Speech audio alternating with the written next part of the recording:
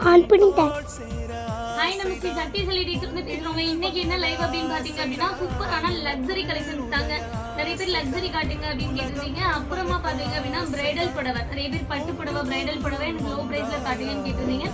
உங்களுக்காகவே இந்த லக்ஸரி, இந்த பிரைடல் புடவைங்க எல்லாமே ஒரு சில புடவை நான் எடுத்து உங்களுக்கு ஜஸ்ட் வெறும் 450ங்க.